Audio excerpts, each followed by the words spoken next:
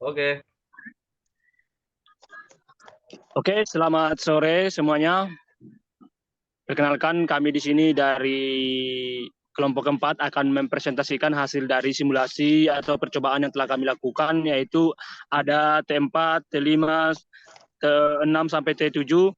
Yang pertama, sebelum kami presentasi, kami akan memperkenalkan nama kami dulu. Inilah nama kami. Saya sendiri, Fariwan Semarbun, dengan NIM 4242211009. Ada Andika Saputra 4242211011. Ada Riko Sitompul 4242211003. Ada Erik Caniago 424222111007. Dan ada juga Andrival 4242211005. Baiklah, yang pertama kami akan mempresentasikan yang pertama, yaitu T4 atau tugas 4 yang dibacakan oleh Andrival. Oke, saya Andrival. Sebelah kirinya adalah data yang kami buat. Equation-nya adalah naik sama dengan min 4,62 tambah 1,2260 tinggi blok ukur dalam kurung UM. Baiklah, di sini saya akan melanjutkan penjelasan dari teman saya. Perkenalkan, nama saya Riko Sitompul, NIM 4242211003. Yang di slide ini adalah data yang kami kerjakan. Dan saya di sini akan menjelaskan bagian dari koefisiennya. Koefisien merujuk pada hasil estimasi parameter dalam model statistik seperti model regresi. Ketika Anda melakukan analisis regresi di Minitab, Anda akan mendapatkan output yang mencakup koefisien untuk setiap variabel dan model Anda. Beberapa arti dari koefisien dalam aplikasi Minitab. Yang pertama itu koefisien regresi. Ini adalah nilai yang menunjukkan seberapa besar perubahan dalam variabel dependen yang diharapkan saat variabel independen mengalami satu unit perubahan dengan mengabaikan efek variabel lainnya. Yang kedua ada intercept. Artinya koefisien yang memiliki titik tempat garis regresi atau bidang regresi dalam kasus regresi ganda, memotong sumber dependen ketika semua variabel independen diatur ke nilai 0. Yang ketiga, koefisien variabel independen.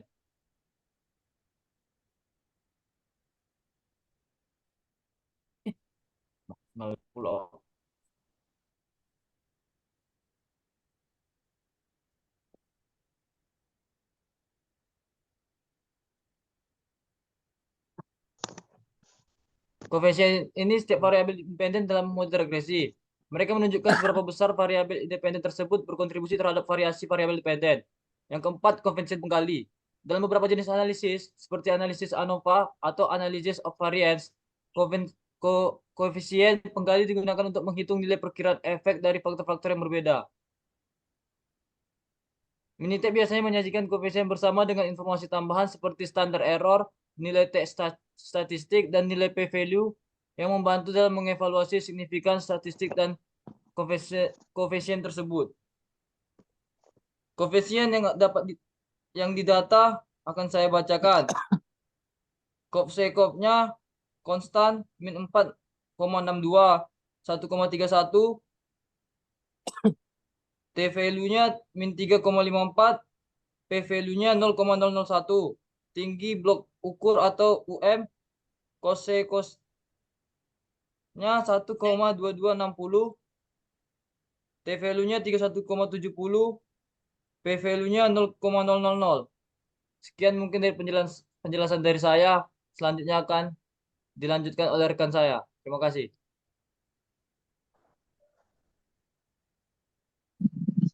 Oke, baik. Di sini saya akan menjelaskan itu tentang analysis of variance. Analisis itu seperti adalah metode statistika yang kita gunakan untuk membandingkan rata-rata dari setiap kelompok yang berbeda untuk menentukan apakah perbedaan signifikan atau tidak. Jadi di sini adalah source, ini adalah ada juga DF, DF itu singkatan dari Degree of Freedom, dan ada juga ADJS. ADJS itu adalah Adjusted, dan ada SS. Ada SS dan ada juga MS. MS itu mean square, dan ada juga F value, dan ada juga P value. Dan di sini sudah jelas kita lihat, ini ada hasilnya, ada regression, DF berapa, ada contohnya kita ambil satu, DF-nya 1, ADJ-nya 135, 133, ada ADJ-nya juga. Ini sudah jelas kita bisa lihat di layar ini. Dan ini ada tinggi blok ukurannya. Jadi kita itu menggunakan ini ada berapa ukurannya. Dan ada juga nilai errornya. Ini contohnya nilai errornya itu dari data yang telah kita buat itu ada 28 dari DF. Dan ada juga ADJF, ADJ 376,6 dan selanjutnya, dan totalnya itu semua 27 pada DF dan 13889,9. Oke, untuk model salary-nya akan dilanjutkan oleh Andika. Oke, baik. Perkenalkan, nama saya Andika Saputra dengan NIM 4242211011. Di sini saya akan menjelaskan dari model summary. Model summary ini ada S, yaitu di mana S ini adalah standar defisiasi, RSQ ini adalah standar R squared, RSQ ADJ-nya standar square adjustment. RSQ Pred ini dari square prediction. Nah, di sini standar defisiasinya kita mendapatkan nilai 3,66731 dan RSQ-nya standar R squared ini koefisien determinasi standar, yaitu berada pada 97,29%, dan RSQ ADJ ini adjustment R squared ini adalah koefisien determinasi yang disesuaikan berada pada nilai 97,19%, dan RSQ Pred ini yaitu koefisien determinasi prediksi. Nah, di sini ada nilai pada 96,62%. Oke, selanjutnya akan dilanjutkan oleh rekan saya.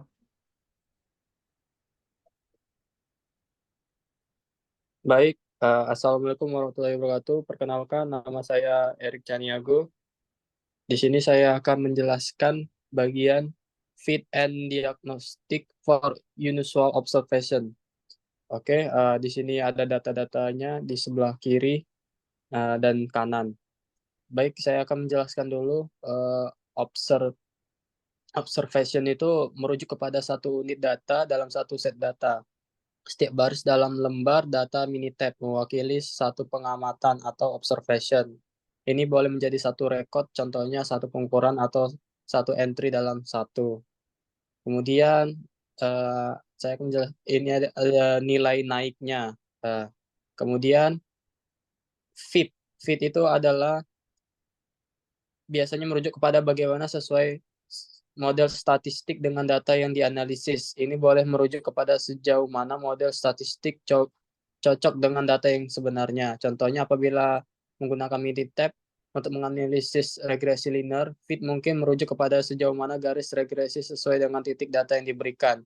Jika garis regresi cocok dengan data dengan baik, ia akan menunjukkan bahwa model itu fit dengan baik kepada data. Baik, kemudian ada RESIT.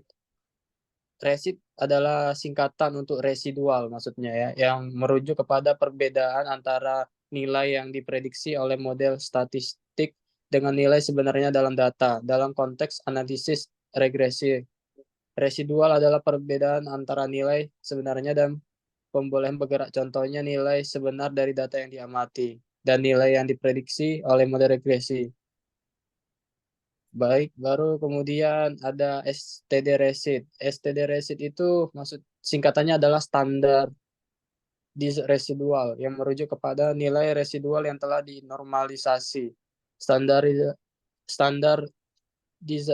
residual dihasilkan dengan mengambil nilai residual biasa dan bagikannya dengan penyimpangan piawai resit biasa. Ia membolehkan Anda untuk membandingkan catatan atau perbedaan antara nilai standar dan nilai yang diprediksi dalam skala yang standar. Baik, untuk nilainya ini akan saya bacakan. Di observasi ada 29 dan 30, naiknya ada 71.000, 79.000, untuk fitnya ada 64.036 dan 66.488. Di resitnya ada 6.964 dan 12.512. Untuk STD resitnya ada 2.02 R dan 3.65 R. Baik, sekian dari saya lanjutkan lagi kepada rekan saya. Saya persilahkan. Oke, baik. Kami akan lanjut ke tugas yang kelima. Oke, Andika minta tolong slide yang kelima. Suaranya. Oke, baik. Di sini kami akan melanjutkan di T5 atau tugas yang kelima. Oke, kepada Andrival silahkan dilanjutkan lagi dari awal. Oke, saya Andrival akan menjelaskan tugas T5. Yang sebelah kirinya adalah datanya dari T5-nya. Pertama, recursion equation full strict sama dengan 6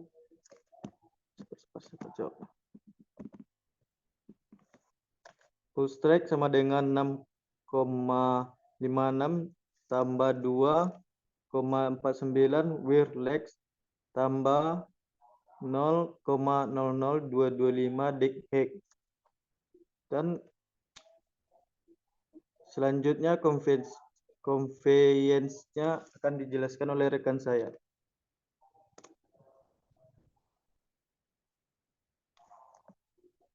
Kayak gitu, Cok.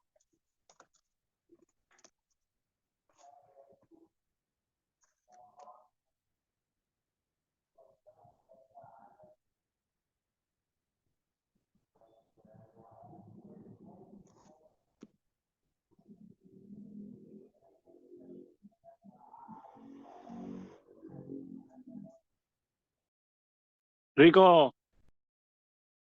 Ya baik, jadi saya akan melanjutkan dari teman saya. Nama saya Riko Sitompul, NIM 424221003. Seperti yang tugas sebelumnya, T4 di T4 saya sudah menjelaskan dan sini saya akan membacakan nilainya saja. Untuk nilainya yang ada di data T5 ini,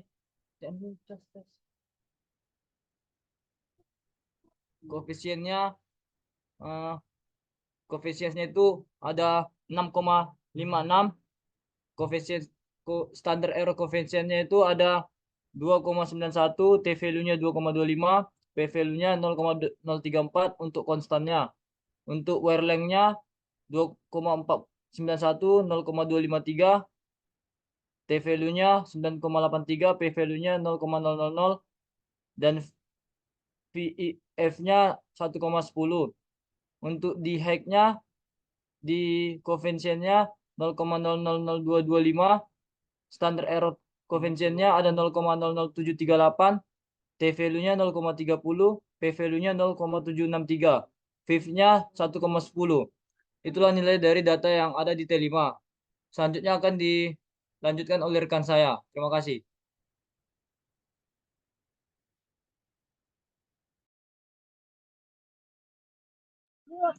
Oke, saya akan membacakan analisis of variance-nya pada praktikum yang kelima. Di sini ada data tugas praktikum 1 dan praktikum 2. Jadi nilai yang ada di samping ini adalah hasil dari percobaan yang telah dilakukan di Minitab. Jadi ini analisisnya ada untuk sortnya itu sort regulation itu ada 2 untuk DF-nya, ADJ-nya ada 4418.69 pada SS-nya.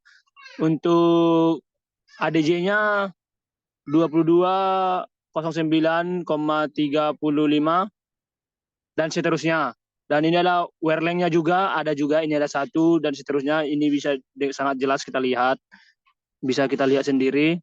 Dan ada di hacknya ada juga 1 dan ADJ-nya 3,39 dan point errornya itu ada 22 untuk DF-nya, dan untuk selanjutnya ada juga ada 898,78 untuk SS-nya, dan totalnya itu semua adalah DF-nya 22 dan ADJ-nya 53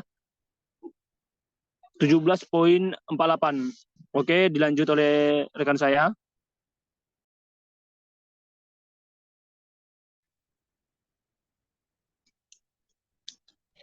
Erik Caniago. Baik, saya akan menjelaskan fit and diagnostic for unusual observation. Oke, penjelasannya udah seperti praktikum 4 tadi yang T4, jadi saya akan menjelaskan secara singkat saja. Observation-nya ada nilai 17 dan 23. Untuk strength pool-nya itu ada 69.00 dan 25.63.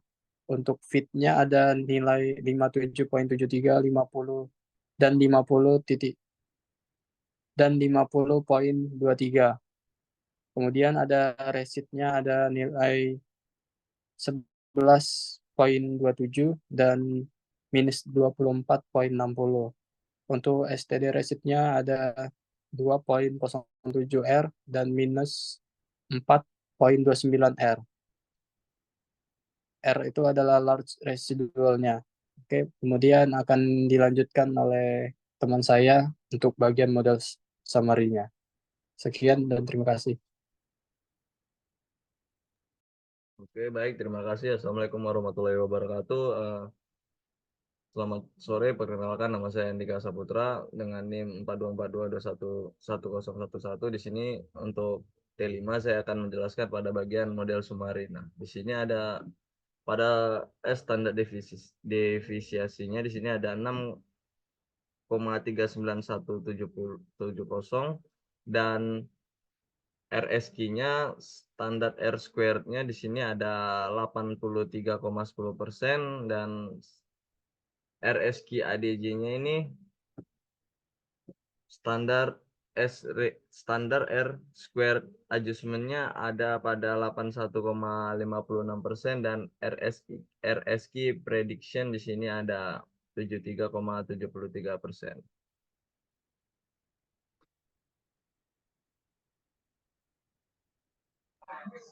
Oke, kami akan lanjutkan pada praktikum yang ke-7.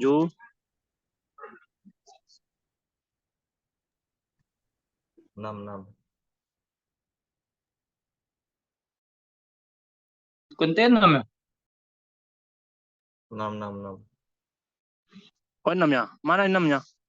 Stop dulu lah.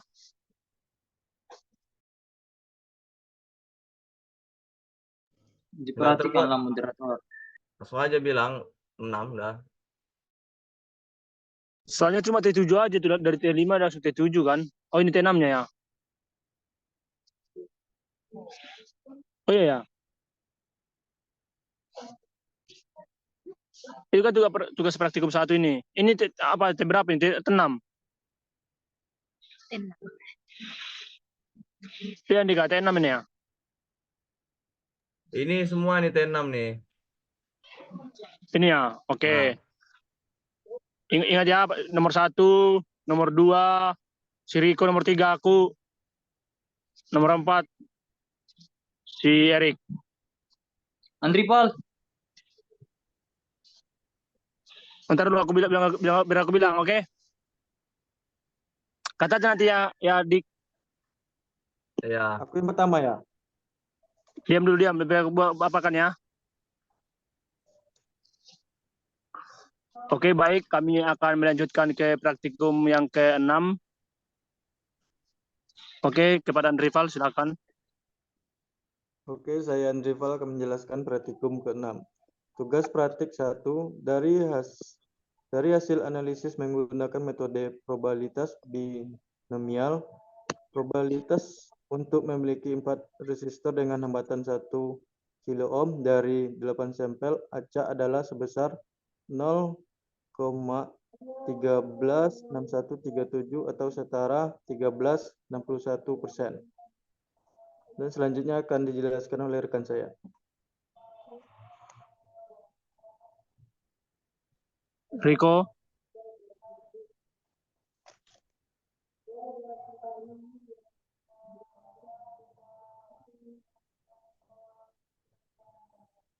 Riko, silakan baca Riko. Ya, baiklah untuk Andripal, terima kasih. Dan sini saya akan melanjutkan tugas praktik 6. Tugas praktik 2. Ini adalah data-datanya yang udah ada di slide. Dan dari data hasil Minitab yang didapat menggunakan probabilitas Poisson dari rata-rata 97% lulus QC per harinya untuk menemukan 10 produk cacat dalam satu hari kemungkinan 0. Mungkin cuma itu aja yang bisa saya sampaikan. Mungkin akan dilanjutkan oleh teman saya lagi. Baik, pada tugas yang praktikum yang ketiga, ini dari hasil Minitab yang telah kita buat, ada ini datanya. Jadi dari data hasil analisis menggunakan metode probabilitas geometrik ditemukan bahwa probabilitas produk ke-15 menghasilkan 0 dengan 85% hasil keberhasilan produksi adalah 0. Oke, untuk tugas praktikum ke-6 silakan kepada Erik. Baik, terima kasih Wan. Saya akan membacakan hasil dari tugas praktik 4. Dari hasil data yang diperoleh dari analisis menggunakan metode probabilitas hypergeometrik, kita bisa menemukan bahwa peluang memiliki 3 komponen palsu yang telah digunakan adalah sebesar 0,019155 atau setara dengan 1,91%. Nah, baiklah, sekian dari saya. Saya kembalikan kepada Wan. Oke, baik, kami akan melanjutkan ke praktikum yang terakhir atau tugas yang terakhir, yaitu tugas 7. Oke, silakan dimulai. Bos. Sampaikan slide-nya. Habis waktu. Kok habis? Nggak bisa maksimal 10 menit ini. Oh, lebih ya? Ya udahlah, balik lagi lah. Tanggung Oke, kali ya. guys. Keluar. Save dulu, save. Udah, Sabar, dulu baru nanti. buat lagi. Yang aku di T6 nggak ada kok masukin aku. Iya, soalnya cuma 4 aja. Ya udahlah. Nggak apa-apa. Ya udah. Ntar buat 3. Oke, baik. Di sini kami akan mempresentasikan praktikum yang terakhir atau praktikum yang ke-7 atau tugas yang ke-7. Oke, dari awal dimulai dari Andrival, silakan.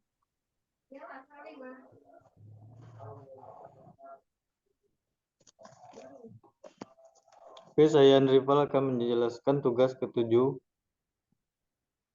Di samping adalah data-data dari tugas ke-7 dan saya akan menjelaskan faktor information, faktor temperatur, levelnya adalah 3 low, dan value-nya medium atau high. Dan material 3, 1, titik, koma atau 2.3 atau 3. Dan akan dilanjutkan oleh rekan saya.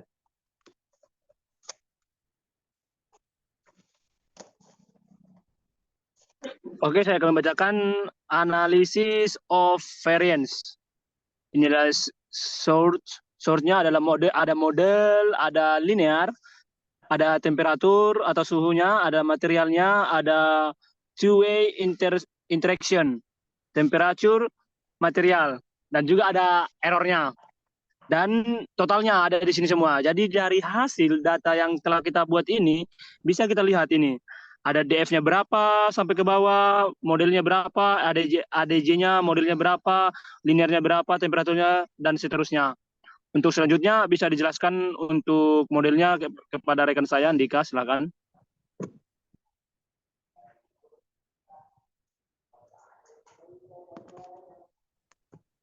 Oke, baik. Terima kasih sebelumnya pada di sini saya akan menjelaskan model sumari pada praktikum yaitu T7. Nah, di sini S-nya yaitu standar defisiensinya di sini ada bernilai 25,98/9 dan RSQ-nya di sini ada 76,52% dan RSQ adjustment-nya di sini ada 69,56% dan RSQ prediction-nya di sini ada 58,26%. Oke, selanjutnya untuk koefisien akan dijelaskan oleh rekan saya. Riko. Baiklah, terima kasih buat rekan saya Andika. Perkenalkan, nama saya Riko Stompul, NIM 42422211003. Di sini saya akan melanjutkan penjelasan yaitu dari koefisien. Datanya ada di layar seperti ini dan bisa menghasilkan koefisien yang COV itu artinya adalah koefisien. SA itu standard error koefisien. T value itu adalah nilai statistik yang dihitung dengan membagi koefisien oleh SE. Yang keempat itu ada P value yang artinya adalah nilai probabilitas yang menunjukkan seberapa signifikan koefisien tersebut dalam model. Dan yang terakhir itu adalah V, variance inflation factor. Artinya ukuran untuk mengevaluasi seberapa kuat multicollinearity antara variabel independen dalam model regresi. Semakin tinggi nilai V, semakin tinggi tingkat multicollinearity-nya. Minitab biasanya memberikan VIP untuk setiap variabel independen dalam model, membantu pengguna untuk mengevaluasi apa aja masalah multicollinearity yang signifikan dalam analisis regresi mereka. Baiklah, di sini sekian dari penjelasan saya, akan dilanjutkan oleh rekan saya. Baik, saya akan menjelaskan yang terakhir adalah fit and diagnostic for unusual observation. Untuk nilai observation-nya ada 10 dengan 28, responsnya ada 74.0 dan 180.0. Untuk nilai fit-nya ada 134.8 dengan 134.8. Untuk resit ada nilainya ada minus 60.8 dengan 45.3. STD resit ada nilai minus 2.70 R dengan 2.01 R. Untuk R-nya itu adalah large residual. Sekian penjelasan dari saya kembalikan kepada moderator Wan. Terima kasih. Oke, cukup sekianlah hasil presentasi yang telah kami lakukan. Bila ada kesalahan atau tutur kata yang kami sampaikan kurang enak didengar, kami minta maaf. Sekian dan terima kasih. Selamat sore.